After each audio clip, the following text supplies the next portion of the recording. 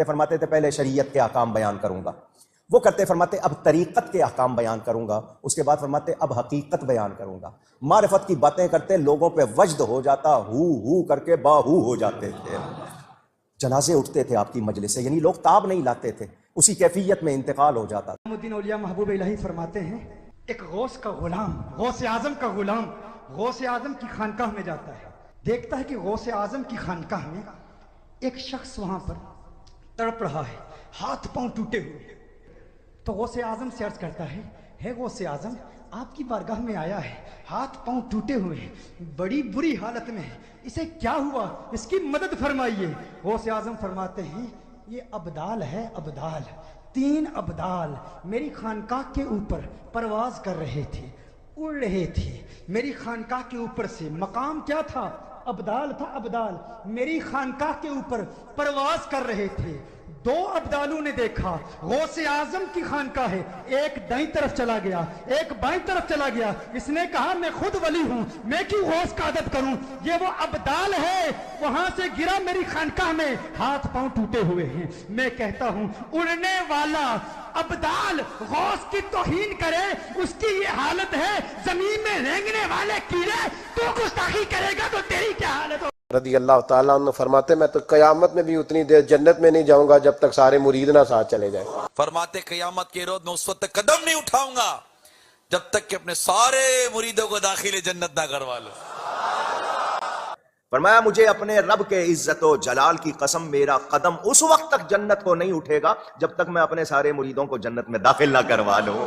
اللہ تعالیٰ علیہ فرماتے ہیں میں درخت کے جنگلوں میں سالوں رہا، درخت کے پتوں پر میرا گزارا ہوتا، مجھے پہننے کے لیے ہر سال ایک شخص اون کا ایک جبہ لا کر دیتا تھا جس کو میں پہنا کرتا تھا۔ میں کانٹوں پر ننگے پاؤں چلتا تھا، خوفناک غاروں اور بھیانک وادیوں میں بغیر خوف کے داخل ہو جاتا۔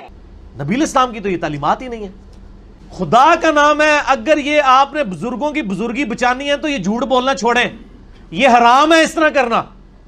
بخاری مسلم دونوں میں حدیث ہے، عبداللہ بن عمر بن عاص کے باپ عمر بن عاص نے شکایت کی کہ عبداللہ بن عمر بن عاص کی بیوی نے مجھے شکایت کی ہے کہ یا رسول اللہ صلی اللہ علیہ وسلم میرا بیٹا اپنی بیوی کے پاس نہیں جاتا، پوری رات نمازیں پڑھتا ہے۔ آپ نے عبداللہ بن عمر بن عاص کو بلا کے ڈانٹا اور آپ نے فرمایا اے عبداللہ تیری بیوی کا بھی تجھ پہ حق ہے، تیرے جسم کا بھی تجھ پہ حق ہے، تیرے خاندان کا بھی تجھ پہ حق ہے، اگر روزانہ رات کو جاگے گا تو تیری آنکھیں اندھی ہو جائیں گی، رات کو آرام بھی کیا کر، اپنی بیوی کے پاس بھی جایا کر۔ آپ کے بزرگ بابے جو ہیں یہ امپریس تھے یہودیوں کے راہبوں سے اور عیسائیوں کے راہبوں سے اور ہندوؤں کے راہبوں۔ حضرت سیدنا محی الدین شیخ عبد القادر جیلانی قطب ربانی رضی اللہ تعالیٰ عنہ کی خدمت میں دیکھا کہ عرض کر رہا ہے کہ حضور میں آپ سے کوئی کرامت دیکھنا چاہتا ہوں تاکہ میرا دل اطمینان پائے۔ آپ رضی اللہ تعالیٰ عنہ نے فرمایا تم کیا چاہتے ہو؟ اس نے کہا میں غیب سے سیب چاہتا ہوں، اور پورے عراق میں اس وقت سیب نہیں ہوتے تھے۔ تو آپ رحمت اللہ تعالیٰ عنہ نے ہوا میں ہاتھ بڑھایا تو 2 سیب آپ رضی اللہ تعالیٰ عنہ کے ہاتھ میں تھے۔ شروع کر دیا اعوذ باللہ من الشیطان الرجیم بسم اللہ الرحمن الرحیم، یہ پڑھنے کے بعد سورۃ الفاتحہ پوری پڑھ لی، اس کے بعد الف لام میم شروع کر دی اور پوری سورہ بقرہ بھی سنا دی، یہاں تک کہ میرے مرشد پاک نے 5 سال کی عمر میں بغیر کسی ظاہری استاذ کے پاس پڑھے 18 پارے پڑھ کر سنا دیے، اور وہ بھی زبان۔ اس بزرگ نے عرض کی شہزادے اور بھی پڑھیے نا، فرمانے لگے بس مجھے اتنا ہی یاد ہے، میں 18 پارے کا حافظ ہوں، کیونکہ میری ماں کو بھی اتنا ہی یاد تھا۔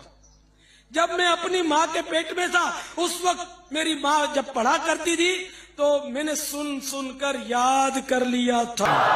وہ میں نے پہلے بھی عرض کیا کہ اب یہ قیامت تک کوئی بزرگ اس قسم کا کارنامہ نہیں کر سکے گا۔ اس کی وجہ یہ ہے کہ اب میڈیا کا دور ہے، اب جیو نیوز کا دور ہے، اب ARY ایکسپریس، دنیا ٹی وی، BBC، CNN، اس کے سامنے پبلکلی آ کے یہ چیز پروف کرنی ہوگی۔ وہ تو ہر چیز ادھیڑ کے جو ہے وہ سائڈ پہ کر دیں گے، سارا چٹا بٹا کھول کے رکھ دیں گے۔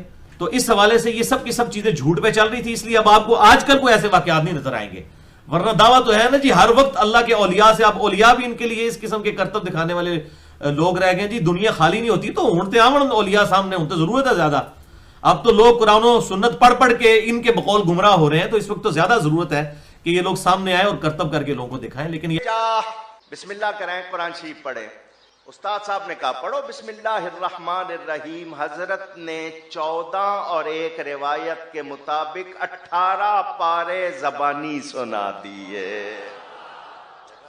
وہ استاد کہنے لگا یہ بچہ پڑھنے آیا ہے یا پڑھانے آیا ہے؟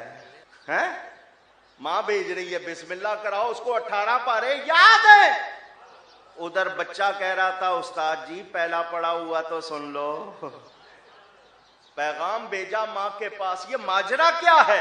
تم نے بھیجا ہے بسم اللہ کے لیے، اس کو 18 پارے یاد ہے. تو ماں کہتی ہے کوئی تعجب کی بات نہیں، مجھے 18 پارے یاد ہے، جب یہ پیٹ میں تھا میں پڑھتی تھی، اس نے سن کر وہیں یاد کر لی ہے. اسی سے وہ انہوں نے کہانی نکال لی ہے نا کہ شیخ عبدالقادر جیلانی جو پیدا ہوئے تھے 14 سپارے فصل. ایسے پاسبل نہیں ہے، بالکل جھوٹ ہے. یعنی صحابہ کرام تو صحابہ صفحہ بیچارے بیٹھ کے پورا دن حضور سے تعلیم حاصل کرتے تھے، تو انہوں نے تو قرآن یاد نہیں کیا، اور یہ کہتے ہیں کہ جناب پیدائشی حافظ. 3 سال میں نے کچھ نہیں کھایا پیا. 3 سال کے بعد خضر علیہ السلام 2 روغنی روٹیاں، جس کو آپ پراٹھا کہتے ہیں یا شیر مال کہتے ہیں، 2 روغنی روٹیاں اور دودھ کا پیالہ لے کر آئے اور مجھے کہا کہ کھاؤ.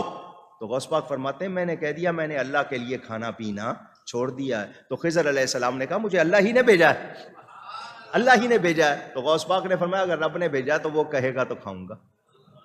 غیب سے آواز آتی تھی اے عبد القادر تجھے میرے حق کی قسم کھا، تجھے میرے حق کی قسم. خضر کہتے ہیں یہ آج تک زندہ ہے. آج تھے چھاڑ دو. حضور کے زمانے میں تھے جی تھے. تو جب نبی علیہ السلام نے دعوی نبوت کیا تو سب سے پہلے تو خضر کو آ کے ان کی دعوت قبول کرنی چاہیے تھی نا، کیونکہ ہے کہ جب میں تمہیں پیغمبر بنا کے بھیجوں اور کوئی اور پیغمبر آئے تو تم نے اس کو ویلکم کہنا ہے. تو حضرت خضر نے کہاں پہ، خضر اردو میں بولتے ہیں، لفظ خضر ہے، خضر دواد کے ساتھ. یہ کوئی ضعیف روایت دکھائیں کہ حضرت خضر حضور کے پاس آتے ہیں اور کہیں یا رسول اللہ میں آپ پہ ایمان لایا ہوں. جبرائیل کا تو آتا ہے انسانی شکل میں آیا ہے، خضر کا کہیں پہ آتا ہے؟ تو جعلی سارا کام بنایا ہوا ہے. وہ خضر موسیٰ کے زمانے میں تھا، وہ فرشتہ تھا، پیغمبر تھا، واللہ عالم. وہ ایک واقعہ رپورٹ ہوا ہے، دیٹس آل. اچھا خضر بھی ان کا جو ہے نا، ان کا خضر وہ اتنا ہوشیار ہے، حضور کے زمانے میں غائب، غزوہ بدر میں غائب، احد میں غائب، قادسیہ یرموک میں غائب، بعض جا کے بابے انہوں پہ ملتا ہے. وہ بیسیکلی شیطان ہے جو انسانی شکل میں ان کو ملتا ہے. اعظم رضی اللہ تعالیٰ عنہ اہل بغداد کی نظر سے غائب ہو گئے. لوگوں نے معلوم کیا کہ کہاں گئے، دجلہ کی طرف پتہ چلا تشریف لے گئے ہیں. تلاش کرتے گئے، دیکھا کہ آپ پانی پر چل رہے ہیں اور مچھلیاں نکل نکل کر آپ کو سلام کر رہی ہیں، قدم چوم رہی ہیں. اسی اسنا میں ایک بڑی نفیس جائے نماز دیکھی، تخت سلیمانی کی طرح ہوا میں معلق ہو کر بچھ گئی. اتنے میں بہت سے لوگ آ کر جائے نماز کے گرد جمع ہو گئے.